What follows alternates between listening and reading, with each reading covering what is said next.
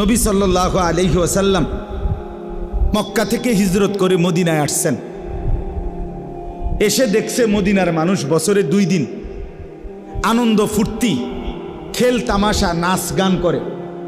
নবীজি জিজ্ঞেস করছেন, মা হাদানিল ইয়াউমান, তোমাদের এই 2টা দিনে কি, মানে এরকম নাচ হোকা, কথা বুঝেন নাই?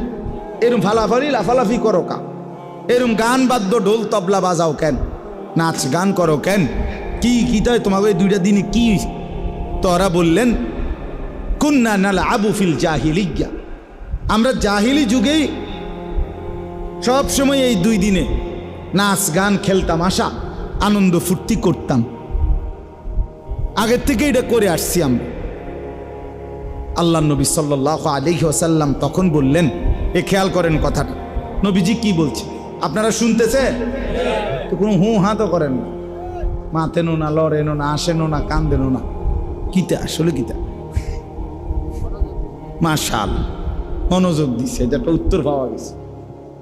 আল্লাহ তাআলা তৌফিক দান করেন। তো বললাম, নবীজি সাল্লাল্লাহু আলাইহি ওয়াসাল্লাম তখন বললেন, ইন্নাল্লাহা কাদ আবদালাকুম বিহিমা খায়রাম মিনহুমা ইয়াউমাল আযহা ওয়া ইয়াউমাল ফিতর, নিশ্চয়ই আল্লাহ তোমাদের এই 2 দিনের পরিবর্তন করে দিয়েছেন তার চাইতে উত্তম 2টি দিনের মাধ্যমে। সেই 2টি দিন হলো ঈদুল আজহা এবং ঈদুল ফিতর। একটা হলো কোরবানির ঈদ, একটা হলো এই রোজার ঈদ। তাহলে এখানে 2টা কথা আবারও খেয়াল করেন। 1 নাম্বার হলো এই 2টা দিন আমাদের জন্য দিয়েছেন কে? ইন্নাল্লাহ, নিশ্চয় আল্লাহ দিয়েছে। নবীজি বলছে, এটা তোমার বাপেও না, তোমার দাদারও না, তোমার বংশেরও না, তোমার নেতারও না, তোমার দলেরও না।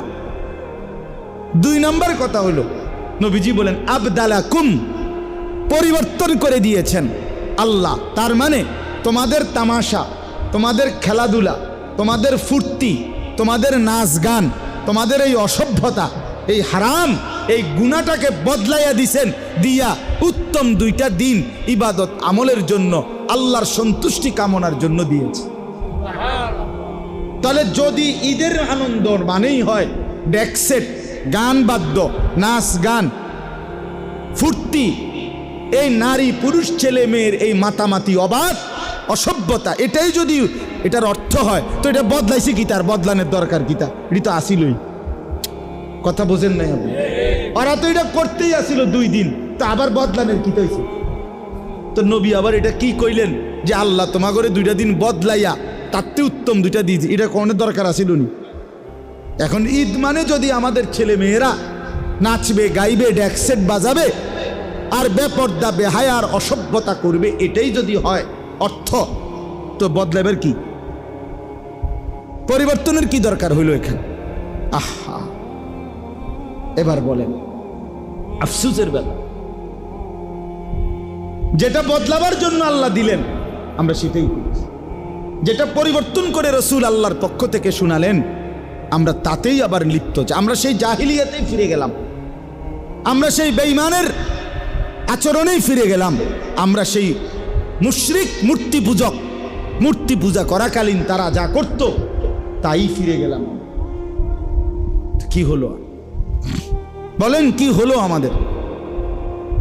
আপনারা যদি সব নির্বাক বয়স্করা, মাঝ বয়সীরা, ঘরের বাবা, ঘরের মা, অভিভাবক, আপনারা অবাক করে তাকায় আছেন, আপনারা কিছুই বলছেন না কেউ নিজের ছেলেকে, নিজের মেয়েকে, আপনারা স্বামীরা নিজেদের স্ত্রীকে বেপর্দা থেকে বাঁচাচ্ছেন না, তাহলে আপনাদের ভিতরে পৌরুষ কোথায়? সাহসিকতা কোথায়? আপনাদের ইসলাম কোথায়? আপনাদের আখিরাত কোথায়? আপনাদের পরকাল? এই যে সংসারের জন্য 60 বছরে এত কষ্ট করলেন, বিনিময়ে আখিরাতে কি পাবেন? যে স্ত্রী পর্দা করে না তার থেকে আপনি আখিরাতে কি পাবেন? যেই ছেলেটা নামাজ পড়ে না, যেই মেয়েটা বেপর্দা, তার থেকে আপনার পরকালের সম্বল কি বলেন?